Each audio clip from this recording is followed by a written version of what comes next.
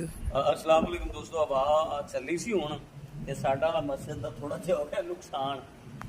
ਸ਼ੀਸ਼ਾ ਜਿਹੜਾ ਮਸਜਿਦ ਦਾ ਗਿਆ ਟੁੱਟ ਤੇ ਇਹ ਜਿਹਨੇ ਭਾਈ ਹਰਾਂ ਕੋਲ ਲਵਾਇਆ ਨਾ ਆਪਾਂ ਭਾਈ ਅਲੀ ਰਜ਼ਾ ਸਾਹਿਬ ਕੋਲੋਂ, ਉਹਨਾਂ ਨੂੰ ਹੁਣ ਮੈਂ ਕੀਤੀ ਕਾਲ ਤੇ ਉਹਨਾਂ ਕਿਹਾ ਉਸਤਾਦ ਜੀ ਕੋਈ ਐਸਾ ਮਸਲਾ ਨਹੀਂ, ਟੁੱਟ ਗਿਆ ਟੁੱਟਣ ਵਾਲੀ ਚੀਜ਼ ਹੈ ਤੇ ਆਪਾਂ ਇਨਸ਼ਾਅੱਲਾ ਸੁਬਾਹ ਹੀ ਇਹਨੂੰ ਲਾ ਦੇਵਾਂਗੇ। ਤੇ ਇਹ ਜਿਹੜਾ ਨਾ ਭਾਈ ਮੇਰੇ ਵੀਰ ਨੇ ਅਲੀ ਰਜ਼ਾ ਸਾਹਿਬ ਬੜੀ ਮੁਹੱਬਤ ਕਰਦੇ ਨੇ, ਬੜਾ ਪਿਆਰ ਕਰਦੇ ਨੇ।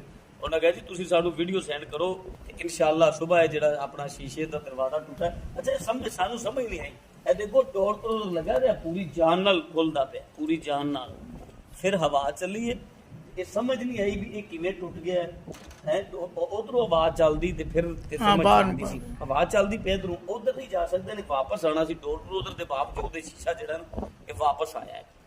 ਇਹ ਵਜ੍ਹਾ ਦੀਵਾਰ ਨਾਲ, ਇਹ ਸ਼ੀਸ਼ਾ ਜਿਹੜਾ ਨਾ ਇਹ ਟੁੱਟਾ ਹੈ ਦੀਵਾਰ ਨਾਲ ਵੀ ਵੱਜਣ ਦਾ ਇਦਾਂ ਨਾ ਕੋਈ ਨਹੀਂ ਸਮਝ ਆਉਂਦੀ ਵੀ ਇੱਥੋਂ ਦੇਖੋ ਨਾ ਇੱਥੋਂ ਤੱਕ ਤੇ ਜਾ ਸਕਦਾ ਨਾ, ਅੱਗੇ ਦੀਵਾਰ ਨਾਲ ਮੁਕੰਮਲ ਨਹੀਂ ਲੱਗਦਾ ਪਿਆ ਹੈ। ਦੀਵਾਰ ਨਾਲ ਮੁਕੰਮਲ ਸ਼ੀਸ਼ਾ ਨਹੀਂ ਲੱਗਦਾ, ਸ਼ੀਸ਼ਾ ਦੀਵਾਰ ਦੇ ਨਾਲ ਲੱਗਿਆ ਤੇ ਫਿਰ ਸਮਝ ਆਉਂਦਾ ਸੀ ਕਿ ਟੁੱਟ ਗਿਆ ਜੀ। ਦੀਵਾਰ ਨਾਲ ਵੱਜਣ ਦੀ ਵਜ੍ਹਾ ਇਹ ਦੀਵਾਰ ਨਾਲ ਵੀ ਨਹੀਂ ਲੱਗਾ, ਇਹ ਸ਼ੀਸ਼ਾ ਜਿਹੜਾ ਨਾ ਇਹ ਟੁੱਟ ਗਿਆ। ਇਹ ਦੇਖੋ ਆ ਸ਼ੀਸ਼ੇ ਦੇ ਪੀਸ ਪਏ ਹੋਏ ਨੇ ਤੇ ਭਾਈ ਅਲੀ ਰਜ਼ਾ ਜਿਨ੍ਹਾਂ ਨੇ ਮਾਸ਼ਾਅੱਲਾ ਕੰਮ ਕੀਤਾ, ਉਹਨਾਂ ਕਹਿੰਦੇ ਤੁਸੀਂ ਸਾਨੂੰ ਵੀਡੀਓ ਸੈਂਡ ਕਰੋ ਇਨਸ਼ਾਅੱਲਾ ਸੁਬਾਹ ਹੀ ਆਪਾਂ ਲਾ ਦਿਆਂਗੇ। ਤੇ ਇਹ ਸਾਡਾ ਨੁਕਸਾਨ ਅੱਜ ਹੋ ਗਿਆ ਹਵਾ ਚੱਲਣ ਦੀ ਵਜ੍ਹਾ ਤੋਂ।